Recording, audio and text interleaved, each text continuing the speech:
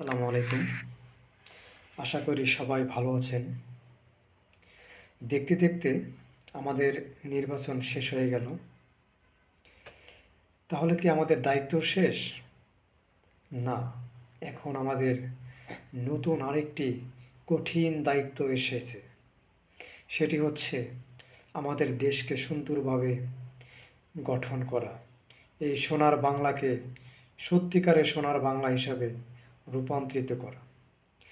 সত্যিকারে সোনার বাংলা হিসাবে রূপান্তরিত করতে হলে অবশ্যই আমাদেরকে ঐক্যবদ্ধ থাকতে হবে। ঐক্যবদ্ধ না থাকলে বিদেশি শত্রু, দেশের শত্রু সবাই মিলে আমাদের ক্ষতি করার চেষ্টা করবে। তাই আমাদের উচিত সবাইকে ঐক্যবদ্ধ থাকা। এই ঐক্যবদ্ধকে ধরে রাখতে হলে আমাদের কিছু পলিসি মেকিং করতে হবে। যেমন ভারতের সাথে, পাকিস্তানের সাথে, আমেরিকা, চীন, রাশিয়া এই দেশগুলোর সাথে আমাদের সম্পর্ক কেমন রাখা উচিত, এগুলো কিভাবে আমরা ডিসাইড করব? আমরা সবার আগে দেখব আমাদের দেশের জনগণের স্বার্থ। চীনের সাথে সম্পর্ক রেখে যদি আমাদের জনগণের স্বার্থ হাসিল হয়, তাহলে আমরা চীনের সাথে সম্পর্ক রাখব।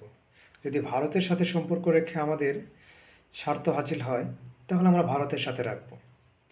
এই পলিসিগুলো সবার আগে আমাদের মেকিং করতে হবে। না হলে আমাদের সারা জীবন কোনো না কোনো দেশের গোলাম হয়ে থাকতে হবে। আমাদের জনগণের স্বার্থ দেখতে হবে। যদি দেখি ভারত আমাদের প্রকৃত বন্ধু, ভারতের সাথে সম্পর্ক রাখলে আমাদের দেশের মঙ্গল হচ্ছে, তাহলে আমরা ভারতের সাথে সম্পর্ক রাখব। কতটুকু রাখব? আমাদের দেশের জনগণের স্বার্থ সবার আগে দেখব। যদি দেখি ভারতের সাথে সম্পর্ক রাখার ফলে আমাদের দেশের জনগণের স্বার্থ ক্ষুণ্ণ হচ্ছে, তাহলে আমরা ভারতের সাথে সম্পর্ক রাখব না। চীনের সাথে যদি আমাদের সম্পর্ক রাখলে আমাদের দেশের জনগণের মঙ্গল হয়, তাহলে আমরা চীনের সাথে সম্পর্ক রাখব। যদি আমেরিকার সাথে সম্পর্ক রাখলে আমাদের দেশের মঙ্গল হয়, আমরা আমেরিকার সাথে সম্পর্ক রাখব। এখন এই কাজগুলো একটা নির্দিষ্ট দল যদি একাই সিদ্ধান্ত নেয়, তাহলে সেই দল সেই দেশের গোলাম হয়ে যাবে। তাই এই সিদ্ধান্তগুলো নিতে হলে সব দলের মতামত নিতে হবে। যেমন বিএনপির এখন উচিত জামাত, এনসিপি, চরমোনাই ইত্যাদি যে দলগুলো আছে, এই দলগুলোর সাথে একটা মিটিং করা এবং আমাদের রাজনৈতিক স্বার্থগুলো কী কী এগুলো এখানে তুলে ধরা। এই স্বার্থগুলোর উপর ভিত্তি করেই আমরা পরবর্তী সম্পর্ক স্থাপন করব। আমাদের পররাষ্ট্র নীতিগুলো কী হবে সে বিষয়ে আলোচনা করা।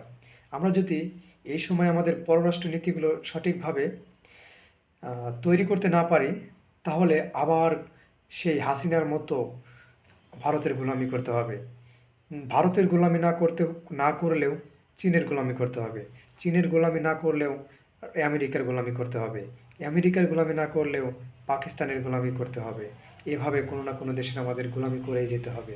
তাই আমাদের সবারই সকল রাজনৈতিক দলমত নির্বিশেষে সকলেরই উচিত সবার আগে আমাদের পররাষ্ট্র নীতিগুলো ঠিক করা। তাহলে আমাদের দেশকে সঠিক জায়গায় আমরা নিয়ে যেতে পারবো।